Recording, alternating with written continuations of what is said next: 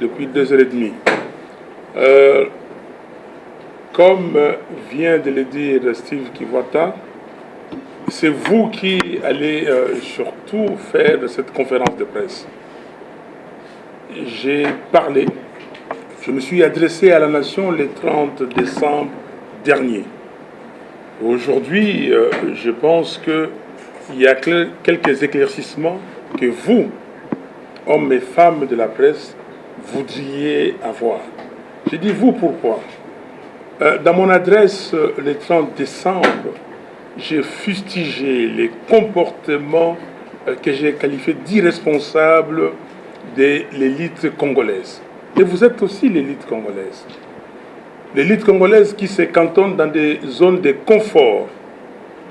Dans des zones de confort, au lieu de dire ce qui se passe, de dire la vérité et de prendre le problème des sociétés, surtout le problème qui concerne notre pays, on se cantonne dans des commérages, dans des discussions inutiles.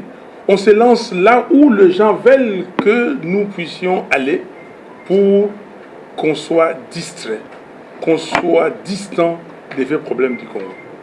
Donc, la conférence de presse d'aujourd'hui, nous l'avons intitulée, ou je l'ai intitulée. Regardez le titre qui est là. La RDC contre le projet de balkanisation et d'implosion. Le titre ne vient pas de moi. Le titre vient des professeurs Théophile Obenga, que vous connaissez certainement. Théophile Obenga, c'est l'héritier des Cheikh Anta Diop. Ce titre-là est sorti comment? Ce titre est sorti de ce titre ici, un autre titre, de l'ICREDES. Le titre de ce livre, c'est La République démocratique du Congo face au complot de balkanisation et d'implosion. Et le professeur Théophile Obenga, qui devait baptiser ce livre, a dit qu'il se permettait, lui, de corriger les titres. Et il a imaginé ce titre que nous avons récupéré à notre compte. Ce livre est écrit sous la direction de deux professeurs, le professeur Kankwenda Mbaya et Mukoka Senda. Certains d'entre vous étaient là à l'hôtel Sultani quand on a baptisé les livres, depuis 2013. 2013. Et on a parlé aussi.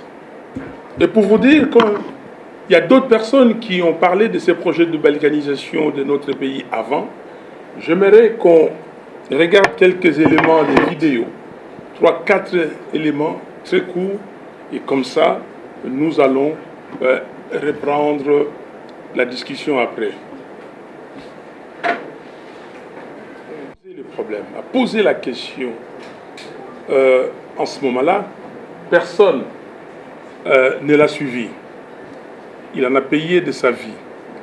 Et après est arrivé Kengo Wadondo. Vous avez l'élément sur Kengo Wadondo, on aura aussi les mêmes problèmes de son.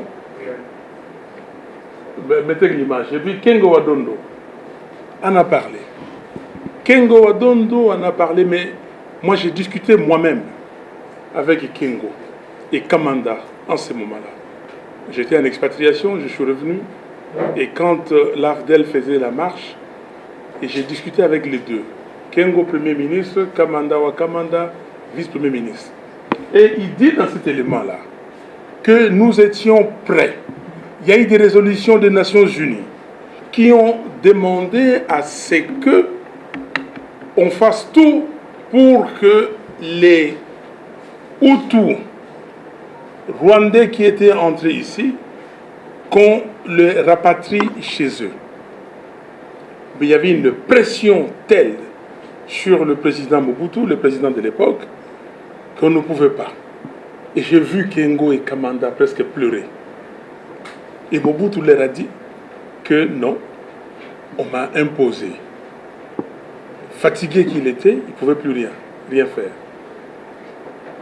Et dans cet élément, Et j'aimerais, vous les journalistes, si vous pouvez voir le président Kengo, pour qu'il nous dise, parce qu'il dit à la fin, il sait ce qui s'est passé, il sait le pourquoi, mais il ne le dira pas maintenant, donc à ce moment, et qu'il le dira un jour. Il faut qu'il le dise, pour que nous soyons édifiés de ce qui s'est passé exactement. Autre élément, après cet élément, s'il vous plaît, après cet élément,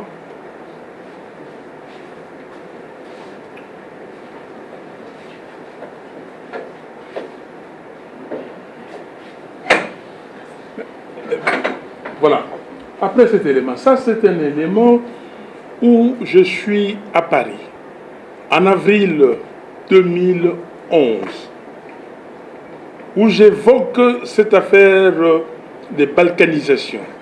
J'évoque cette affaire de peuplement de nos territoires par des gens qui viennent d'ailleurs et à dessein pour qu'un jour on puisse organiser un référendum d'autodétermination. On peuple les contrées et puis il y a des populations, notamment rwandaises, qui deviennent majoritaires. Et puis, on demande à ces peuples un référendum d'autodétermination. J'évoque ça ici. Nous sommes en avril 2011 à Paris. Si ceux qui ont suivi l'élaboration de la Constitution qui a été soumise au référendum en décembre 2005, dans certains articles, moi j'étais pour l'élection du gouverneur ou des gouverneurs au suffrage universel. Nous avons contacté beaucoup de gens pour dire, mais c'est un monsieur ou une dame important ou importante et qui va gérer une province, faisons comme on fait ailleurs, il faut que ce soit le peuple qui puisse élire. Ça m'a été rétorqué en disant que non, c'est très dangereux. Si un gouverneur a beaucoup de pouvoir, déjà que la Constitution va, lui conférer, mais si en plus de ça, il a une légitimité qui vient directement du peuple, un jour, il peut décider, on pensait à ces provinces limitrophes de Sud Kivu, Nord Kivu, Kilituri en devenir et d'autres, Tanganyika, et qu'il pouvait poser la question si la population lui demandait d'organiser un référendum d'autodétermination, et il avait suffisamment de pouvoir, d'autorité et surtout de légitimité pour le faire. C'est comme ça que moi, personnellement, j'ai dit ok, que le gouverneur soit élu au second degré, et c'était satisfaisant. Vous comprenez que ça, la discussion date déjà de longtemps. Après cet élément,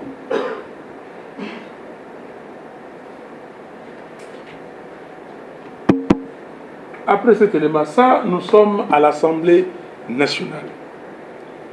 Ma présence à l'Assemblée nationale pour la législature 2011-2016 était motivée par deux choses. La première, que avec les amis, qu'on empêche M. Kabila de changer ou de réviser la Constitution. Et la deuxième, essayer de voir comment contrer cette affaire de l'Est de la République, ces assauts, comment les contrer. Et le président Lisanga Bonganga est là avec moi. Nous avons conduit, et c'était d'ailleurs lui qui était le président de notre mouvement à l'époque, les FAC, Forces Acquises au Changement. Nous avons conduit une mission auprès du président Tshisekedi. Quand nous étions en Europe, parce que nous étions partis en Europe avec d'autres amis, y compris Félix Tshisekedi, nous sommes partis pour réclamer la vérité des urnes. Parce que la vérité des urnes, des fois, vous pensez que c'est une invention de Fayoulou. Nous étions partis en décembre 2011 à Paris, à Bruxelles et à Londres, et nous avons vu des gens, des gouvernements pour la vérité des urnes. Pendant que nous étions là, on a annoncé les résultats des législatives aussi. Quand on a annoncé, le président Tshisekedi a dit qu'il annulait ces élections-là. Et nous sommes venus. Moi-même, je suis parti les voir. Je dis, président, arrêtez.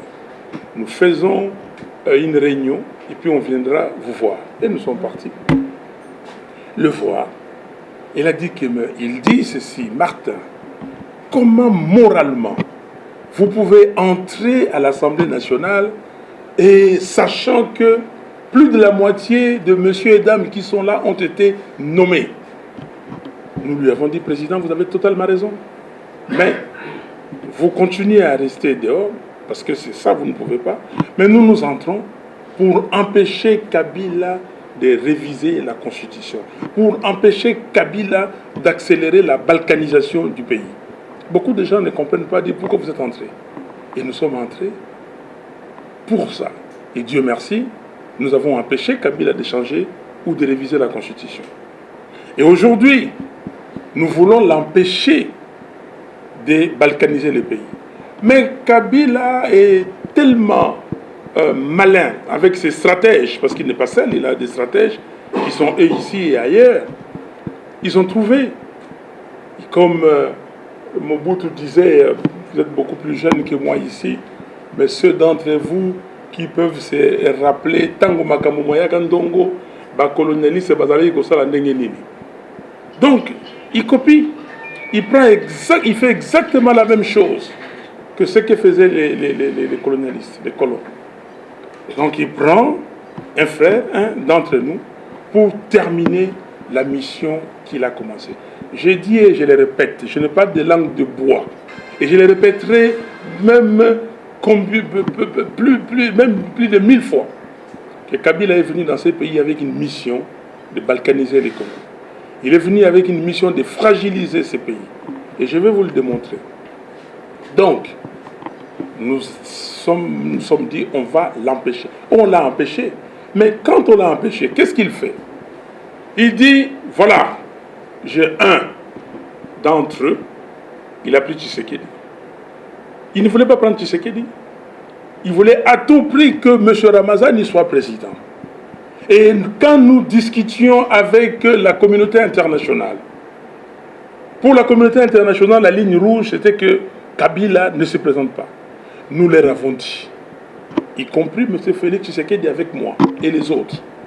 Nous leur avons dit, écoutez, messieurs, mesdames, la ligne rouge, ce n'est pas Kabila.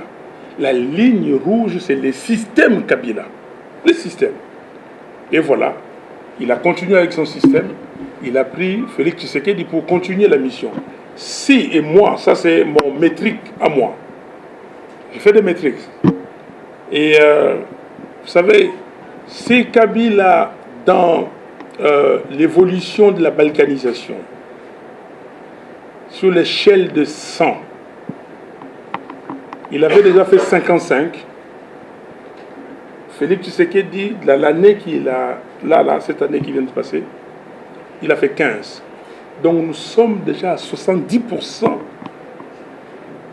sur l'échelle de 100, les balkanisations. Vous comprenez, ça vient d'où? Ça commence comment? On vous dit 26 provinces. Les gens comme des moutons de panurge, 26 provinces parce que tel veut être conseiller municipal, tel veut être député provincial, tel veut être ceci, cela. Il n'y a pas, comment dire, d'emploi au Congo et il faut que on puisse créer ce genre d'emploi pour que les gens se retrouvent. Mais les 26 provinces, c'était un piège. Les 26 provinces encore, quand les sénateurs de la transition étaient partis dans les districts, si le sénateur Mokolo était là, et on peut le dire, j'ai vu le sénateur Mokolo et Maître Kilima de Kisangani, qui étaient les bâtonniers à Kisangani. Et ils sont partis, ils ont travaillé, ils ont fait, ils m'ont montré les brouillons. Ils ont dit, voici les conclusions. Mais pour les 26 provinces, c'est un peu 50-50. Mais ce que nous allons faire, nous allons laisser ça au Parlement qui sera élu. Et ce Parlement élu devait continuer cette question pour voir si nous devons aller, comme a dit, dans la partition des 26 provinces. Précipitamment, Kabila, sachant ce qu'il voulait, et il a fait les 26 provinces. Est-ce qu'on peut me montrer la carte du Congo? Fait les 26 provinces, éteignez pour qu'on voit bien. Et Kabila se l'est offert. Donc, vous avez maintenant, quand vous regardez l'Ituri, et de l'autre côté là-bas, on fragilise les gens. On parle de l'Inde ou de Ema. Oui, ça existait depuis longtemps, mais c'est encore l'instrumentalisation. On veut encore instrumentaliser les gens. À midi, on vient, on tue chez les Ema. Et à 18h, on dit les autres, les gars, vont tuer chez les Lendou, on dit que c'est la représailles. Or, non, c'est des gens qui instrumentalisent le peuple congolais. Vous regardez cette carte où nous pensons à ces projets de balkanisation. Si vous avez suivi mon adresse à la nation le 30 décembre, je dis que c'est une balkanisation par étapes. On va d'abord faire une balkanisation économique et puis la balkanisation physique. Prenez la balkanisation comme vous voulez. Prenez le mot. Sur les gens qui aiment la sémantique, prenez les mots comme vous voulez. Aujourd'hui, vous avez des gens qui sont à Goma. Ils commercent beaucoup plus avec le Rwanda. Le pétrole vient de Mombasa, ça traverse. Vous avez tous ces gens-là. Moi, j'ai été à Goma plusieurs fois. Et ils commercent, ils discutent. On veut isoler toute cette région-là avec Kinshasa pour que les gens se disent, mais pourquoi nous devons toujours dépendre de Kinshasa? Pendant ce temps-là, on peuple les contrées de là. Dans la région ici, si vous regardez la carte d'Afrique, vous les avez certainement dans vos têtes. Regardez du point de vue aviation, aéroport international. On parle maintenant de hub. Nous avons 2, même 3 hubs. Quand vous prenez Nairobi, c'était un grand hub. Vous prenez Addis Abeba, c'est un grand hub. Lomé est en train de devenir un hub. Mais maintenant, on nous dit qu'on va construire un aéroport international de plus d'1 milliard de dollars à Kigali. Donc ça devient un hub. Mais ce hub-là, c'est pour quoi faire? Pour prendre quel passager? Ici, il y a plus de 40 millions d'habitants, là. OK? Si vous prenez ça. Donc là, les gens viennent ici et vous êtes isolés. Et vous avez un îlot, entre guillemets, de prospérité de l'autre côté. Et ici, vous avez la misère. Chers frères et sœurs, cette introduction, c'est pour que vous, les hommes et les femmes, comment dire, les journalistes de presse, vous puissiez faire votre analyse à vous. Moi, je crois à la théorie des cycles. Pour ceux qui ont étudié la théorie des cycles, il y a des cycles de Kondratiev. Je ne sais pas si vous connaissez. Kondratiev a dit qu'il y avait des cycles de 40 à 60, 65 ans. Et peut-être pour être plus sur Terre et banaliser ça, je crois, vous connaissez des séries. Quand j'étais étudiant, il y avait une série Dallas. OK? Et Dallas, mais une série a un début et une fin. Comme les cycles. Il y a eu des cycles avec la machine à vapeur. Ici, il y a eu des cycles de bourgeois. Maintenant, nous sommes dans le cycle technologique et tout ça. Mais si vous regardez bien, vous étudiez, vous allez voir que c'est respecté. Et je crois qu'aujourd'hui, le cycle est terminé. La série est terminée pour ces complots de balkanisation. Le président ghanéen, malheureusement, j'ai mis l'élément du président ghanéen. Le président ghanéen, avec qui j'ai animé une conférence à l'université de Harvard aux États-Unis au mois d'avril dernier. Et il a fait les opening remarks, j'ai fait les closing remarks. Qu'est-ce qu'il dit du Congo? Suivez, ces éléments sont sur le net. Comment nous pouvons avoir un pays comme le Congo qui souffre, qui soit les derniers de la classe, qui est la misère, ce pays qui regorge de tous les minéraux dont le monde entier a besoin. Comment? Mais il dit, la responsabilité incombe à qui? À nous-mêmes. Il parle de nous Africains. Mais nous, à nous, d'abord, Congolais. À nous, Congolais. Chers amis, s'il vous plaît, ici, ce n'est pas question de « il n'aime pas ceci, il n'aime pas cela ». Non. Il y a beaucoup de gens qui me reprochent ça.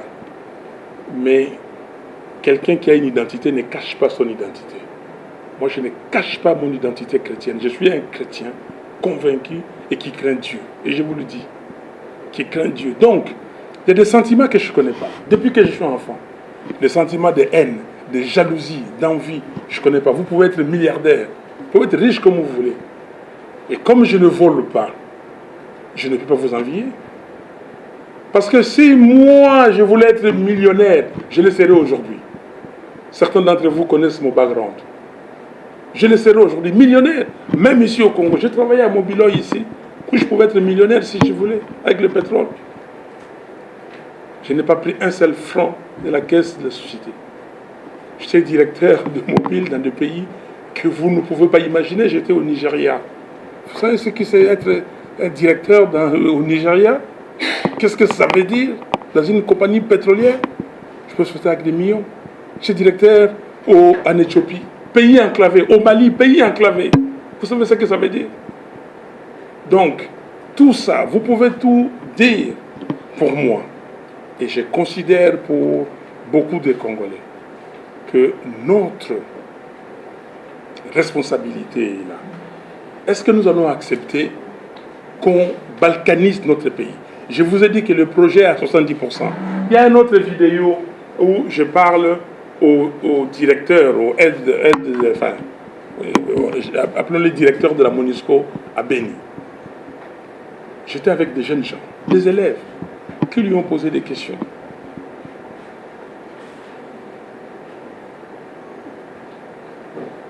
Vous voyez que le projet est là.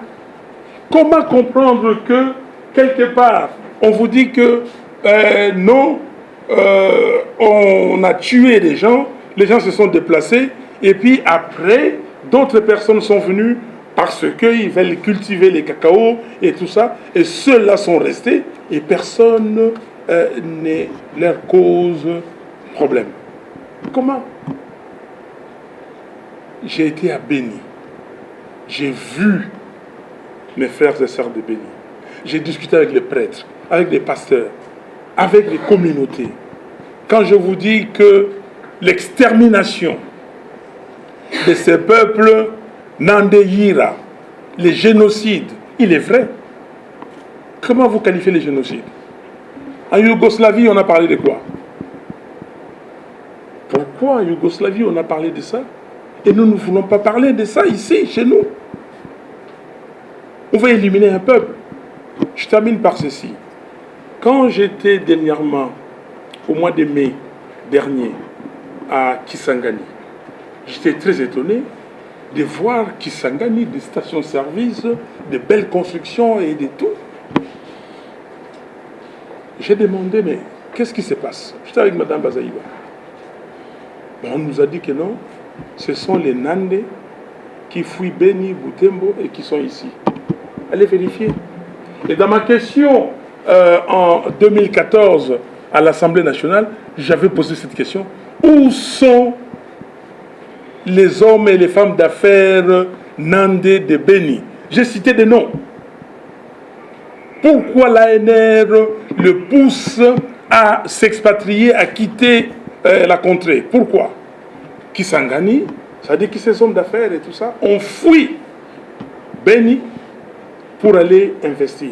Donc on est en train de pousser les gens ailleurs, faire quitter ce territoire. Pitié. Et c'est la réalité. Quelqu'un qui dit qu'il ne voit pas ça, alors ça, je ne comprendrai pas. Donc je m'arrête là pour cette introduction. C'est le sujet tellement passionnant. et qu'on peut rester ici des heures et des heures, en parler avec des exemples à l'appui pour que vous puissiez comprendre que ce projet-là. Et la littérature est aussi, elle est abondante. Il y a des amis, des gens, des Congolais, des non-Congolais qui ont écrit. Il y a Charles Onana qui continue à écrire. Et son dernier livre, ici, que je vous recommande, parce que, comme quelqu'un avait dit, que si vous voulez cacher quelque chose à certaines personnes, il faut, comment dire, le mettre par écrit. Charles Onana écrit ici, Rwanda, la vérité sur l'opération turquoise, ou en sous-titre, quand les archives parlent.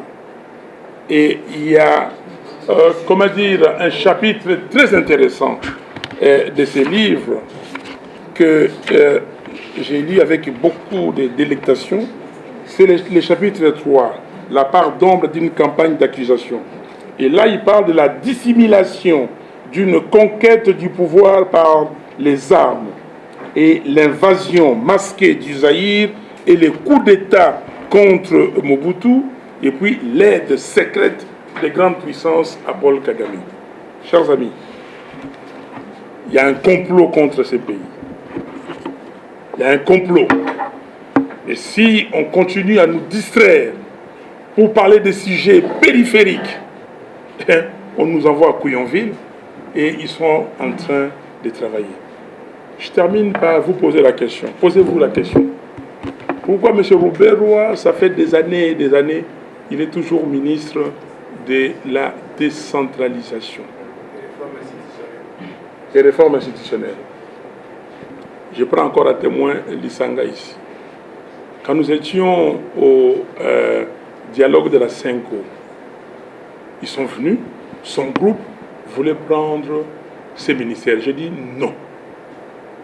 Avec Moubake, on s'est interposé pour dire non, comme nous nous sommes interposés aussi pour les groupes des Bahati qui voulaient prendre le ministère de l'économie. On a dit non, vous ne prenez pas ça. Pourquoi toujours vous? Pourquoi toujours Robert Roy? Mais le problème, c'est que, je vous dis, je cite les noms, parce que je ne veux pas de langue de bois. Je cite les noms pour que vous puissiez, vous, après, approfondir. Voilà, j'ai dit et je vous remercie.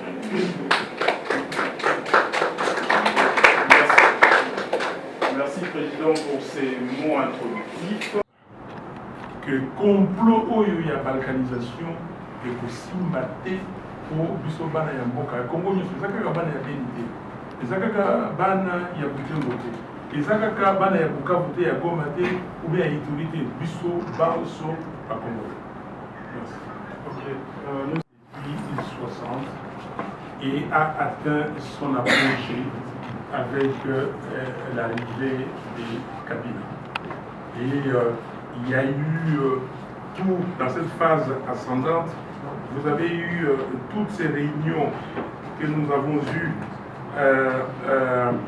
donc les pactes de la sécurité, de la stabilité et du développement des Grands Lacs à Nairobi le 15 décembre, les communiqués conjoints de Nairobi le 9 novembre, les actes d'engagement. Il y a beaucoup de résolutions de la MONUSCO et jusqu'à arriver à l'accord d'Addis Abeba, on a appelé accord cadre ou accord pour la paix et la sécurité. Et donc tout ça, et cet accord parlait surtout au point numéro 1 dans les engagements de la RDC, de la réunification, la pacification, la reconstruction du pays, la restauration de l'intégrité territoriale et le rétablissement de l'autorité de l'État sur l'ensemble du territoire national. Tout ça, c'était du saupoudrage. C'était la phase ascendante avec l'arrivée des Kabila qui étudiaient, qui regardaient tous les, comment dire, prenaient tous les acteurs et, comme on dit en Lingala, c'est ici l'acteur nous touche. Donc il a pris des pions à l'intérieur du pays, des pions naïfs et d'autres inconscients, et d'autres même conscients, mais qui cherchaient. Donc maintenant la phase descendante, c'est l'élection du 30 décembre 2018.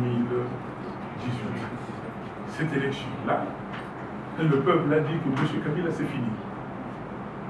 Donc, moi, peuple, j'ai demandé qu'on me donne un candidat commun, on me l'a donné, et j'étais dévolu sur ces candidats.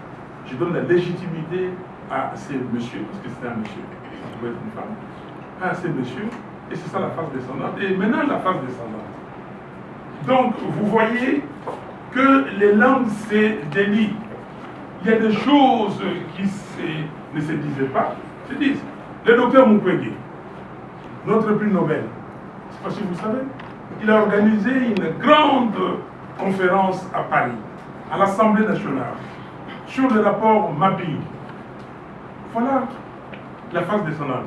Le docteur Mukwege tire, ou en tout cas, moi j'appelle ça, ressuscite. Il sort des tiroirs de l'ONU ces rapports où il y a plus de 660 quelques exactions commises par les troupes rwandaises au Congo. Ces personnes, ce n'est pas les Congolais qui les disent. Ce ne sont pas les Congolais, qui les disent, mais ce sont les membres des Nations Unies consignés dans un document comme ça.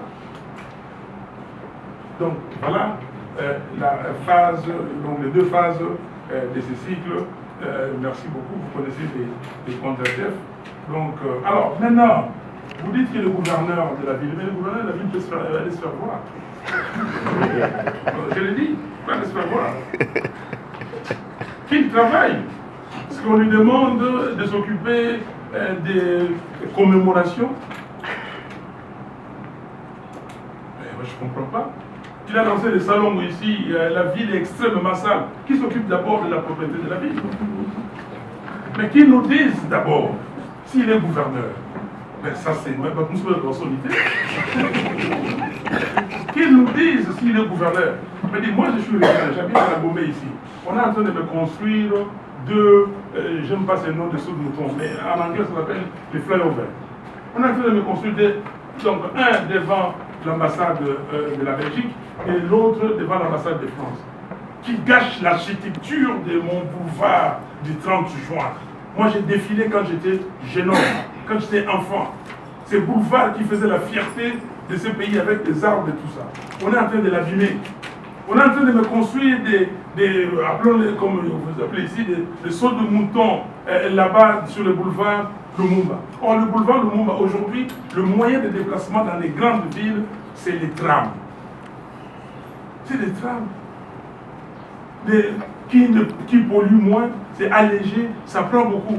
Mais comment les gens n'ont pas d'imagination qu'on vienne nous mettre et tout ça? C'est pas lui, je sais.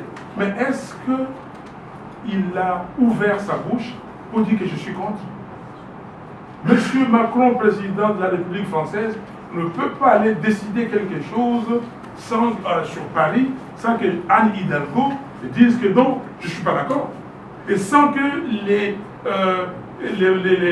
franciliens, ou en tout cas les parisiens, soient questionnés sur ce genre de questions ou des projets. Non, nous allons marcher. C'est un jour, comment dire, de notre martyr, de notre héros national. Et nous allons marcher pour dire, d'abord, dire que nous allons dire notre deuil pour le tuerie de nos frères et sœurs à Béni et partout, y compris Youbi, je le dis encore. Et nous disons aussi notre indignation pour ces projets, ces complots de balkanisation. Alors, pour la MOCA, je suis le président élu de la RDC. Vous avez parlé de la phase descendante. Et je vous ai expliqué que le 30 décembre 2018, il s'est passé quelque chose. J'ai un contrat avec ce peuple. C'est ça l'élection présidentielle. L'élection présidentielle, c'est un homme ou une femme avec le peuple. J'ai un contrat avec le peuple et j'ai décrété. Alors, toute personne, toute Congolaise, tout Congolais qui pense que ça les concerne, il vache. Celui qui pense que ça ne les concerne pas, ça c'est son affaire. Merci. Okay, merci beaucoup. ce n'est pas l'affaire d'un individu, c'est l'affaire de tous les Congolais. Donc nous devons nous engager pour arrêter cela. Oui, vous avez raison que les Rwandais ont dévancé les Congolais sur le plan diplomatique. Ils sont très forts sur cette fois. Mais personne ne nous empêche qu'on soit aussi fort sur le plan diplomatique. Ce n'est pas l'affaire d'un individu ou de deux. Ce n'est pas l'affaire de Moukwege Gessel. C'est l'affaire de nous tous. Mais si nous en parlons, c'est que là, je respecte les Occidentaux en cette matière. Quand l'opinion est alertée, et là, ils se disent, ah tiens, il y a un problème. C'est comme ça, ils disent, ah oui, mais vous avez gagné, mais les gens ne sont pas sortis et tout ça. Mais ça, ça c'est dans leur schéma. Ils sont formatés comme ça. Alors, comme ils sont formatés comme ça, montrons au peuple, au monde entier, que nous le savons et nous ne voulons pas. Organisons des conférences, organisons des manifestations, organisons des réunions dans les quartiers, parlons-en. Les temps que les gens passent dans des bars, divisez ce temps par deux, prenez la moitié pour parler de cette affaire. Parce que ça sera la honte de tout le monde. Le monde nous a pris l'indépendance avec les pères de l'indépendance et nous allons nous faire coloniser. Le Soudan est divisé. On a parlé de la Yougoslavie tout à l'heure. Et si nous ne faisons pas attention, ça arrivera. Et c'est très avancé. Donc, nous aussi, continuons avec la diplomatie et continuons, comme on dit chez nous ici, sur le monde, donc il faut s'aller au Béléla. Il faut au Béléla, tout le monde qui est au monde bino. Makamo Bolingo Sala, tout le monde y a. Et ça n'arrivera pas. Je vous raconte encore le rapport mapping est là et comment faire connaître au monde entier ces rapports, comment obtenir réparation, comment ne pas le mettre au calendrier ou dans les oubliettes. Deuxièmement, il faut savoir que si on ne fait rien pour arrêter un système qui a détruit son pays, si on ne fait rien pour arrêter un système qui a détruit son pays, cela voudrait simplement dire qu'on est complice soi-même. On est complice et que nous devons faire quelque chose. Et j'ai parlé de la théorie des cycles et j'ai parlé de séries.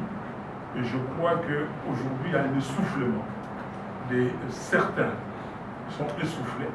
Et dans cet essoufflement, nous devons reprendre nos bâtons de pèlerin pour sauver notre pays.